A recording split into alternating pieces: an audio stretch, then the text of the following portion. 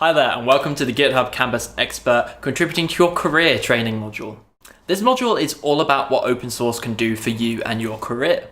Open source is an incredible thing to get involved with. It will help you hone your skills, get involved with the wider technical community, interact with some amazing programmers. But more than that, it would also help you develop your career and will be a great thing on your CV or portfolio as you leave university and go forward to apply to companies and places to work. In this video, we're going to be hearing from Brandon Keepers, a GitHubber who's part of the open source and platform team.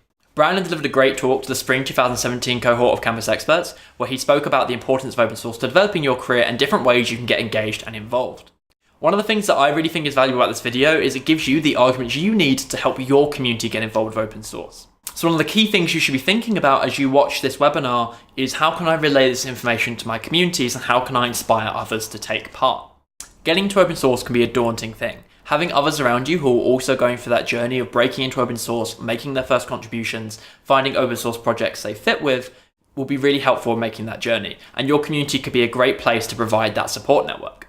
As you're thinking about the place open source has in your community, it could also be worth considering things like community projects. For example, does your club, society, or hackathon have a website, which could be someone's first contribution? So without further ado, this is Brandon Keepers with Contributing to Your Career. So today I'm going to talk a little bit about how open source can impact your career and open up a bunch of opportunities. And I think what's gotten me interested in this topic is as a developer. So I've been at GitHub for about 5 years and was doing development for about 5 years before that as well. And consistently what I've seen is that some of the best developers that I know and some of the most successful developers that I know have arrived where they are because of their participation in open source. Working on open source projects and open source communities has helped them learn, helped them gain experience, build a reputation, and then often end up finding a really great job. And so I started asking them recently, how has open source impacted your career?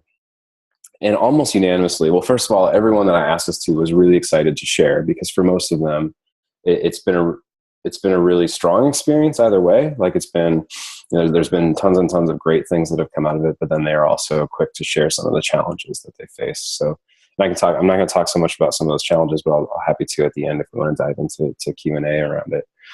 But often everyone comes back, everyone that I asked came back with these really, really long posts. In fact, some of them actually went and wrote blog posts, which will kind of illustrate a point that I'll get to in a little bit. But they came back with things saying I would not be where I was if it weren't for open source. So I believe all of my career opportunities have come from this. I met some of the people that I now work with because of my participation in open source. And so this theme came up time and time again. Matthew Garrett, who's a well-known Linux developer, said without free software, I've started years later, I've lost the opportunity to collaborate with people spread all over the entire world. My first job would have looked very different, as would my entire career since then. And he goes on to say, without free software, almost everything I've achieved in my adult life would have been impossible. So these are themes that basically came up over and over again as I started asking people. And so today I want to talk a little bit about what that looks like. Like, how do you get to the point where, in 5 or 10 years, someone's asking you the same question, like, how has open source impacted your career? And you can look back and say, everything that I've accomplished so far is because of my participation in this community. So I want to talk a little bit about the value of contributing to open source. So what is it? Why does it matter? Why is it such an opportunity? I want to talk a little bit about becoming a contributor. I think for a lot of people, especially those that haven't worked in open source communities before, it's a very intimidating thing to get started. So I want to propose what I hope is a really easy step for you to take to get started. And then last, I want to spend a little bit of time looking at focusing on building your reputation, which is an important part of all of this. So first, the value of contributing. Participate in open source community. Well, first of all, has anyone participated in open source? Either raise your hand or comment in the chat. If you made a comment on an open source project or made a pull request even with a few people. That's awesome. So one of the cool things about participating in open source is it's used by companies all over the world. So if you look at, for example, Disney, John Deere, and Walmart. These are companies that you would think have nothing in common. We've got Disney, who is both an animation company and a theme park. I don't really know what you call that industry. Like what is a company that makes theme parks? You've got John Deere, who most of us know them as a company that makes tractors, and Walmart, who's the largest retailer in the world. By no means, like, I mean, these companies on the surface have essentially nothing in common, except that they're all really well known as being software companies, and they're all really well known for participating in open source. And they're not alone. Here's a bunch of other companies. All of these companies have GitHub accounts and have developers that are actively engaged in open source. And most of them, if you talk to some of their key leadership, would say that they identify more as a software company than they do as whatever industry they're in. So Disney might make theme parks, but what they really make is software that runs theme parks and builds movies and all of those things. So we're at this stage where essentially every company is becoming a software company, and every software company uses open source. So if you think about the way that, again, it doesn't matter the industry, but whichever one of these companies is building software, usually what this looks like is they have their application, which I'm just calling this big box. And then there's a bunch of components that they build. So they're hiring thousands and thousands of developers to build these custom things. And these are the things that give them unique value. So for John Deere, it might, they sell tractors, but what sets them apart from everyone else that sells tractors is that their tractors drive themselves. Like, you map out your field and buy a really expensive tractor, and then it does all of the farming for you, and you're essentially reducing the cost as much as you can. So all these companies are building some of these unique components, but along the way, they're building these on top of open source software. And these are everything from the low level hardware that powers their systems to the operating systems like Linux, the programming languages, so like Swift and Ruby and Java, and even all the implementations of JavaScript. All of these languages are open source. These are things like application libraries, so like Node or Ruby on Rails, you name it. Like, all of these components are open source. So basically, every company that's building software has this mix of a few closed source components, mostly built on the foundation of open source software. And so if you talk to some of these companies about the types of developers that they want to hire, a lot of them are looking to open source as a place to find developers. So Chris DeBona from Google says open source software is strategic to Google, and naturally we hire a great number of open source developers. Someone who demonstrates their ability by contributing to open source projects shows that they're able to code in the real world in ways that other software developers cannot readily match. It's the ultimate referral, he basically says. There's a recent jobs report that came out earlier in 2016, and what they say is 87% of hiring managers say that it's actually hard to find open source developers to hire. So they're trying to find people that will fit into these companies and struggling to do it. So basically the rest of this talk is my secret patented formula, which you can't share with anyone else, to help these companies find you. It's really not that much of a secret. I don't know if that wasn't obvious or not. So any job, whether it's software or anything else, there's three things that will help you be noticed and find the right opportunities. So one is learn the skills and gain experience using those skills. Second is creating public artifacts that demonstrate those skills. If you're going into education, they call this a CV or curriculum vitae. For some jobs, you'll be submitting applications. For others, it'll be a resume. Third is making connections with people that need those skills. So once you've learned something, proven that you know that thing, now it's just a matter of finding people that need that. And so my argument is that open source is actually a great way to do all of those things. You get to practice in the open with some of the best developers in the world. You get to, as you're refining your skills, you're building a reputation because you're doing all of this in public, and you're also getting connected with a bunch of open source communities. Does that make sense so far? Does anyone have questions?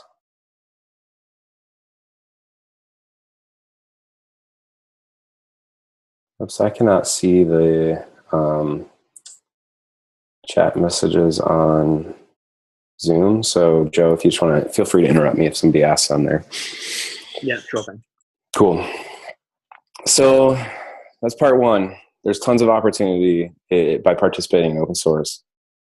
I think most people probably recognize that. So the second question is, how do we become a contributor then? Like, how do you start to get involved?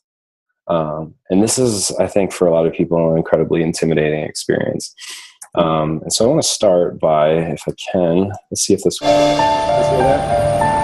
When you grow up, you tend to get told that the world is the way it is, and your life is just to live your life inside the world, try not to bash into the walls too much, try to have a nice family life, have fun, save a little money.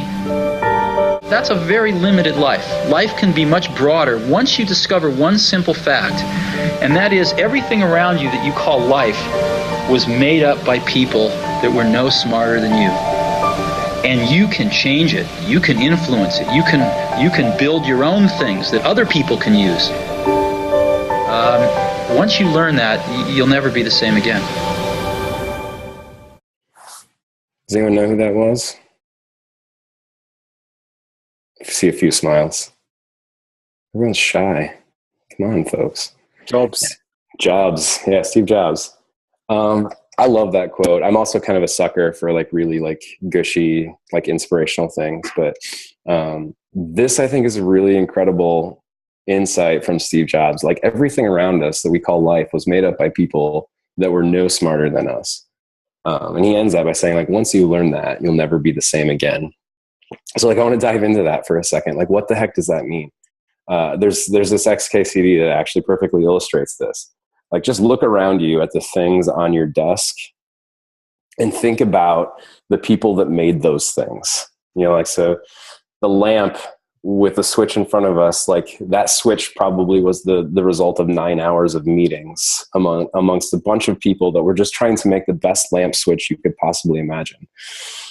Or like my desk has this like little bevel, and it makes me wonder, like, how many hours did somebody spend trying to figure out, like, is that the perfect bevel or not? I think it's easy for us to forget that like all of these things were made by somebody that was in the same position as us once. Like they, you know, grew up, maybe went to college, maybe didn't, you know, at some point, like got really interested in something and said, like, I either want to be a software developer, I want to be a electrical engineer. They spent a bunch of time learning about that thing and trying to get better at it. And then they went on and at some point found a job doing it. I don't know why, it just kind of like blows my mind thinking about that. And open source is no different. In fact, I would argue that open source is even more that case. Like all of the software that we use. So if anyone's ever used jQuery, has anyone used jQuery? A couple people, yeah, we got some thumbs up. Like that was started by John Resig when I think he was like 12. Okay, maybe he wasn't 12. I mean, he was probably like 18. But point being, like, he was just a guy going through school, trying to build a website, and was like, I'm going to start to reuse a bunch of this code that I made. And eventually, like, this turns into this really popular open source project. Same with Linux. Like in the early 90s when Linus Torvalds started Linux, he was just a grad student. I mean, he invested a ton of time and energy into it. It's not that it wasn't a lot of work, but he was someone that was like, here's a problem. I want to solve it. I'm going to spend a bunch of time learning more about it and just get into it. So, I mean, the point of this, I mean, people who make open source are basically just like you. Some of them are students or hobbyists. Some might work for startups. Some work for large companies. Some of them are really smart. Like some of them are like crazy technical and I don't understand what they do. And they make me feel like all I'm doing is building Legos all day. But I can take the things that they build and recombine them in other interesting ways and still create things that are valuable. And most of those people that are doing that are people just like you and me. So that means as you're getting started, you're going to be looking back at all these people that have years and years of accomplishment. You're going to be like, well, I could never contribute to something like jQuery or something like React.js or you name it. Like, what's your favorite open source project of choice? Like, it's important at this point to remember that like that is the result of 5 or 10 years of work from a lot of those people. But at one point they were new. And that's where you're at. Possibly. So it actually looks like most of you have already started contributing to open source. And so you're a few steps ahead. So you're going to likely struggle with this thing called imposter syndrome. If you haven't heard of it yet, get used to it, because you'll hear of it a lot, and it'll be something that you feel a lot. I think everyone I know that works in software development feels this in some form. So it will be your friend, your sad friend for a long time. Yeah, just know that feeling is natural and common. So, all right, let's get into some actual tactical advice here. So as people are looking to get into open source, there's often 3 different flavors of advice. Some people will say, find a bug that you have the skills to fix. This has been a pretty common emerging pattern where you go to a site. I'll show some examples later on, but there's a bunch of sites that will have bugs from projects that are kind of geared towards people getting into projects. So there's a site called First Timers Only, or Up for Grabs. There's nothing wrong with that. I think that's a really good approach to it, especially if this is your first time and you're just looking for something to sink your teeth into. The second flavor of advice is finding a project that is welcoming to newcomers. And again, I think that this is generally a good approach, and there's a bunch of sites, I'll show you links to those later, that help you find a project that's geared for somebody like you to get involved in. And the third type is picking a project that you already use. And this is one that I want to spend actually a little bit more time on. See, there's some messages coming in on chat. Are those? It's okay. It's just small talk. Okay. Cool. Excellent. It's weird. Like the Zoom will show me that there's messages coming in, but I can't actually see them. So if you're talking about me, I won't know. So yeah, let's talk about contributing to a project that you already use. So there's nothing wrong with those other 2 approaches of finding either a random bug or a random project and just making a contribution. I think that those are really good ways to get started for the very first time. I think the challenge with those approaches is that you don't have any selfish motivation to stick to that because you don't want anything from those projects. If you're just finding a random project that you don't care about or don't need anything from, when it starts to get hard, which it inevitably will, it's really easy to, it's like, oh, it's about dinner time. I'll pick this up tomorrow. And then you don't, you walk away from it. And so what I like about getting involved in a project that you already use is that you have selfish motivations to stick to it. You want something from that project. You want it to be better. You want either a bug to be fixed or a feature to be added. And you're going to be reminded of that every time that you use the project. And hopefully you use it a lot going forward.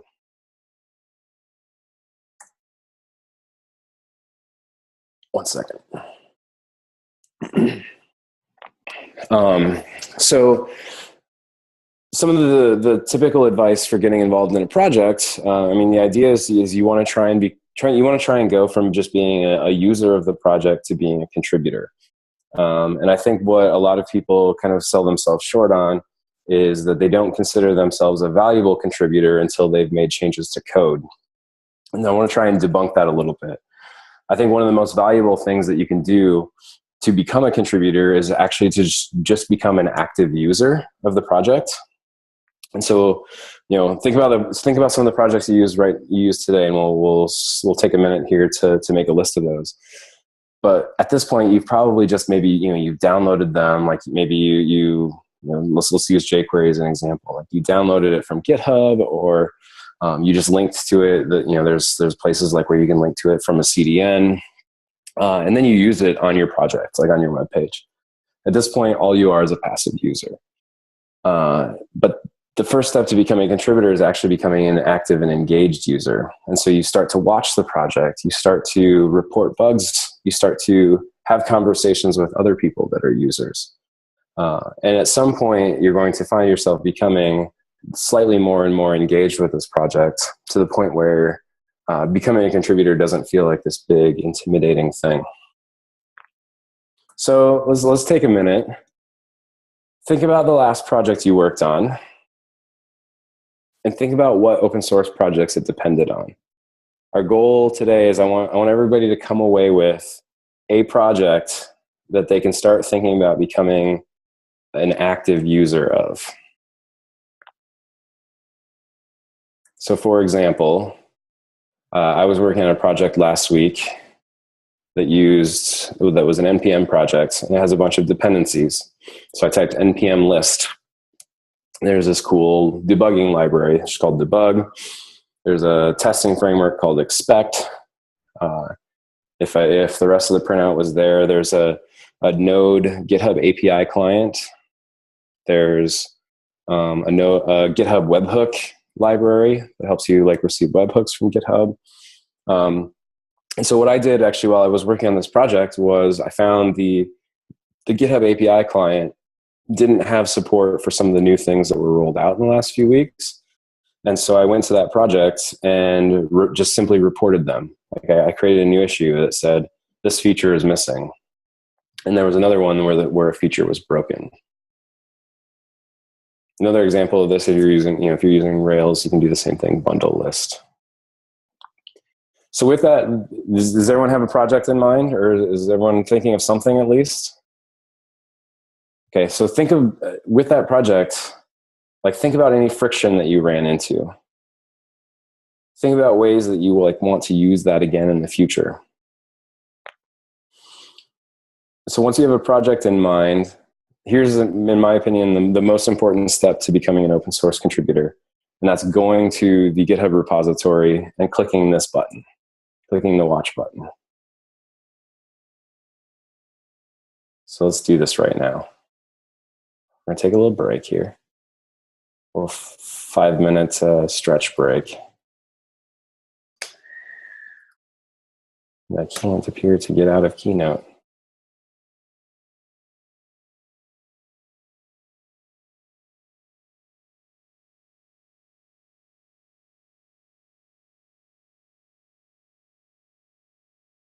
All right. I guess I'm not taking a break. You trapped in Keynote. There we go. Just figured it out. That was weird. All right. So I'm going to go to, here's the project I was referencing. It's GitHub Node project. I'm going to go from not watching to watching. So I think the important part about this is becoming a watcher of the repo I just realized that Brandon, we're still got your Keynote slides on the screen share. I don't know if anyone else does. Weird. There we go. How's that? There we go. Cool. Perfect. All right. So I just went to Mike DeBoer Node GitHub, which is the project I was referencing. And I went and clicked the watch, changed it from not watching to watching. And so the reason I think that this is such an important step is this now gives you essentially regular reminders that this is a project that you care about and that you can contribute to in some way. So now over the next few weeks, as other issues or other users report issues, or the maintainer makes changes and opens pull requests, you can start to see some of the activity happening on this project.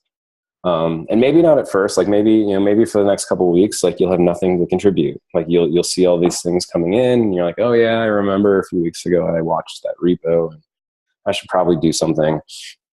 But at some point soon, there's going to be somebody that reports an issue that you had at one point, or there's going to be somebody voicing their support for a feature that you wish that was there. And you can go in and say, hey, me too, I've had this problem, or here's how I fixed this problem. Or if the maintainer starts asking for feedback from the people that use it, you can be one of the ones that starts to let your voice be heard. And that's all it takes. That's the easiest step to becoming a contributor, is literally just watching projects that you use and seeing some of the activity coming through. Let me give a more concrete example of this. Let's see if I can get back into Keynote. There we go. You guys can see my screen. Cool. So there's a project called GitHub Linguist that I used to maintain and a couple other people at GitHub did. And a few years ago, this guy named Paul, P. Chanon, I'm not actually sure how to pronounce his name. This guy named Paul shows up.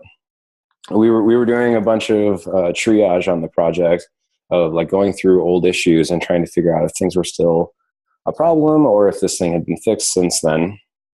And Paul just started reporting errors, reporting issues that he had with it.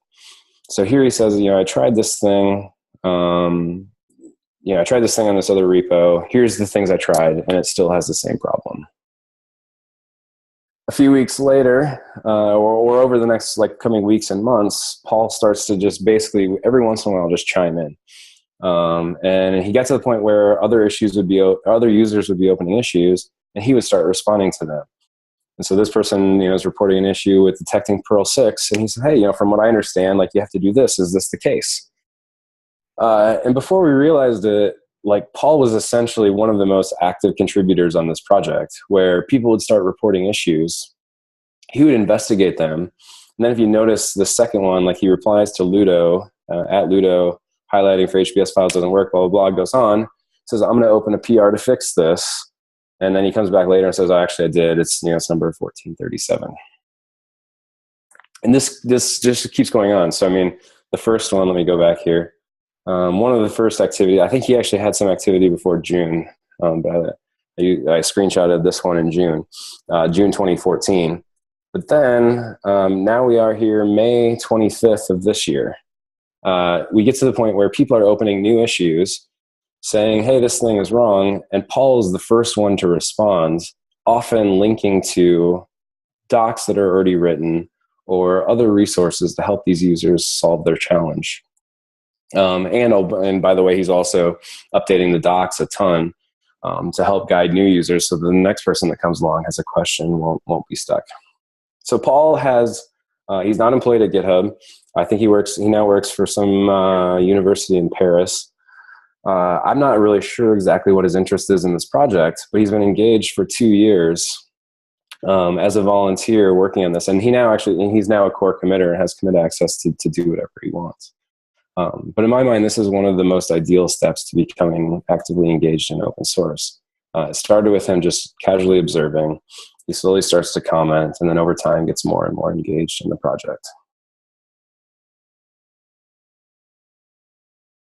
So I think solving your own problems, so finding projects that you use, saying that they're not good enough, either they have bugs or somehow I want them to be better, and finding ways to do that, to make those improvements, is one of the best ways to start to build skills and experience. Again, as I talk to people and ask some of the most well-known developers and best developers I knew, what got you into this? I'd hear things like this. So this guy says, I got my first real web job because I learned some small open source CMS that the agency happened to use. So he started to get invested in the CMS. Eventually he learns Drupal, and he says he got my next big job due to Drupal experience. And then, it's these stories over and over again that I've heard that I think kind of reemphasizes how important it is of just slowly starting to get engaged with some of these tools that you use and thinking about who else in the industry uses these and what other opportunities might these skills lead to. All right, last section here.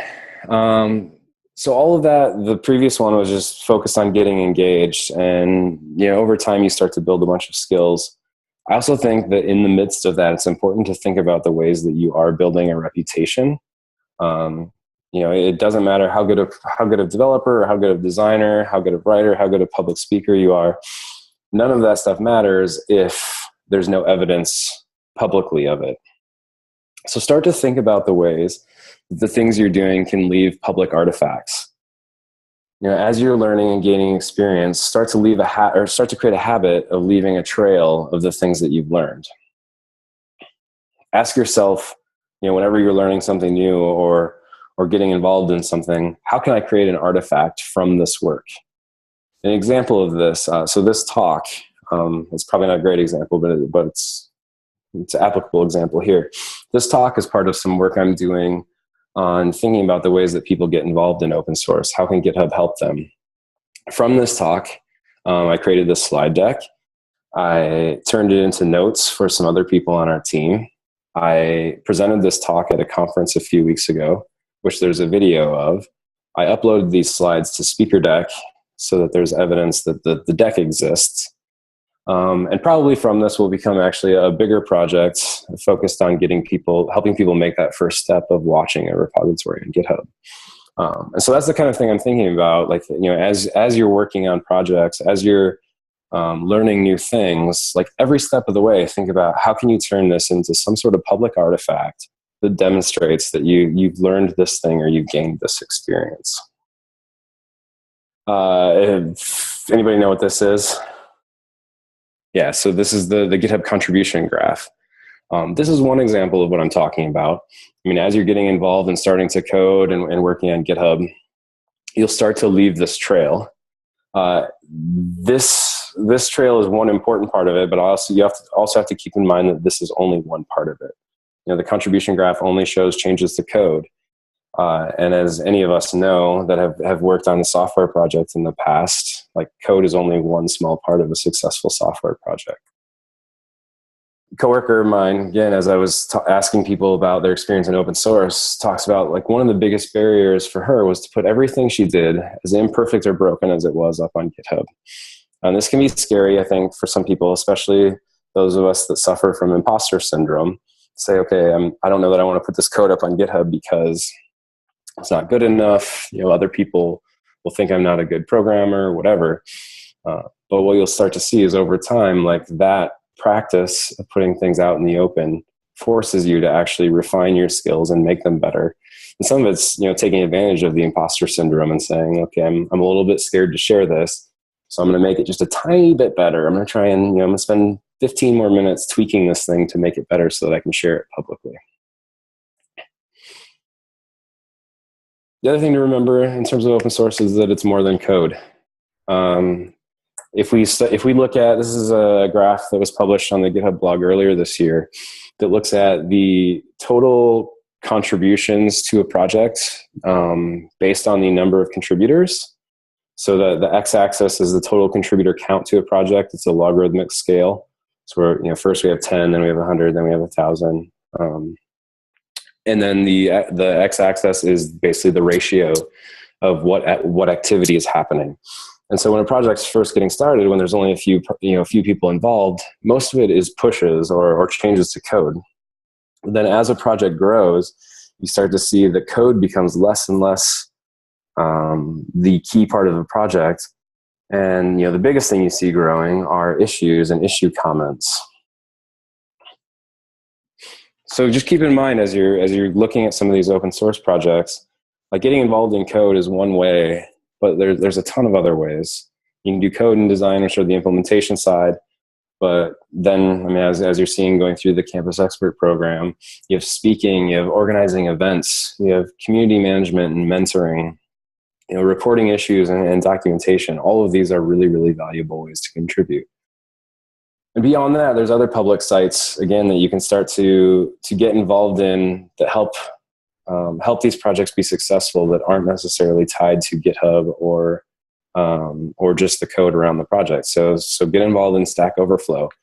If you're using an open source project, search Stack Overflow for that tag, and you'll start to see people that have questions. Subscribe to that tag, and you can start to be one of the first people to help respond.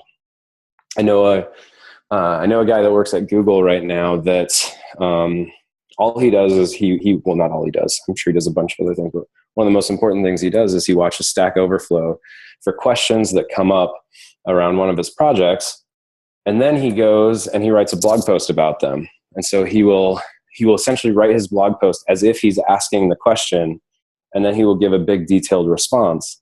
And what he started to see is that often people will quickly respond to the Stack Overflow questions with links to his blog posts, which is, again, blogging is just another way of leaving a public trail. Another note on blogging, one of the things I tried to do earlier on in my career, I've been really bad about it lately. I started to use Friday mornings as my open source and blogging time. So for every Friday, I would sit down and say, okay, what did I learn about this week? Or what did I work on this week that I can make public?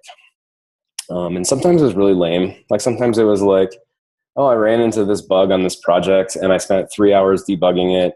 And I'm just going to do a 2-paragraph blog post in hopes that some other person that runs into that issue doesn't have to spend 2 hours trying to figure it out.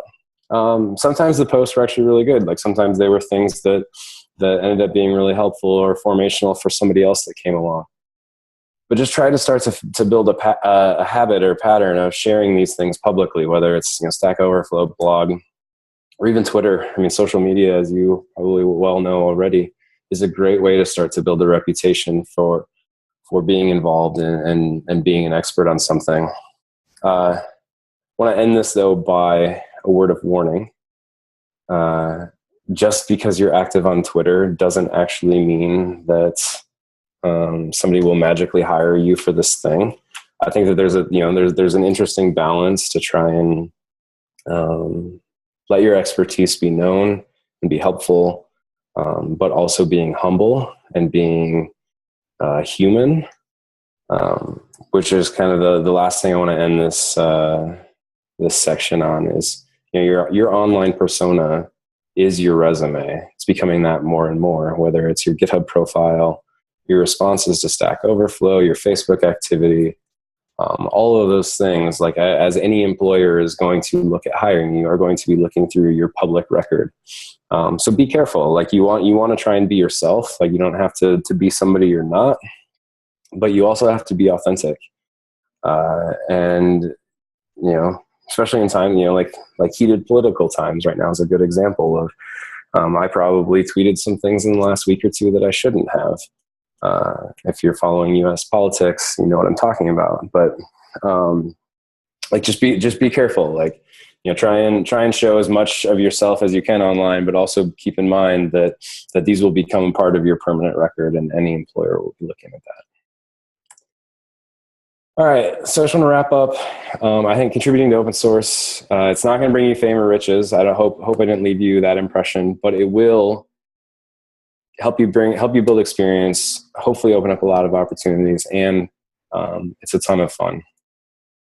Last quote, going back to my little mushy, inspirational soft spot in my heart. Your job is to build a cage that can catch luck as it flies by. And I think that's a good way to think about all of this. The next talk you give, the next event you organize, the next project you work on, like none of those individually are going to be the things that all of a sudden bring you opportunity. But all of those things, I think, are pieces of this cage that you're building that will help open up the next opportunity. That is it. A quick shout out for mentorships. I know you're all already involved in Campus Experts, so this is maybe less applicable to you. But we're starting to pull together some resources around mentorships and open source. If that's something you think you might be interested in, there's a bunch of programs where you can actually get paid to work on open source for the summer, either through GitHub or through other organizations. So that's all I got. Hey there, welcome back. I hope you enjoyed the webinar. So the exercise for this module could be seen by some as one of the most challenging exercises to complete in this training, and that is to go forth and make your first open source contribution. So have a read of the full description of the exercise. You can find it in the exercises folder in this subdirectory. And then think about what kind of project your skills align with, what kind of projects you want to contribute to. To run over some tips again, there are some great sources of places that you can find projects that you can contribute to. You can find the full list in the README below. But GitHub itself also has some amazing tools to help you get involved with open source. For example, along top of every repo, there's a colored bar. This is called Linguist, and it tells you what language that repository is in. So you can see at a glance whether this open source project is in a language that you can write. There are other new features that help with this as well. For example, you can now search by categories, so you can find every repository tagged with Java or Ruby. There are also some projects that Campus Experts work on together. Again, you can find those in README below. We'd be more than happy to work with you on those being your first open source contribution. And if you're struggling to find a project to contribute to, come and open an issue and ask. A lot of the students who take part in this training maintain or involved with open source projects and would be happy to help you get started. That's it for the Contributing to Your Career training session. Catch you in the next one.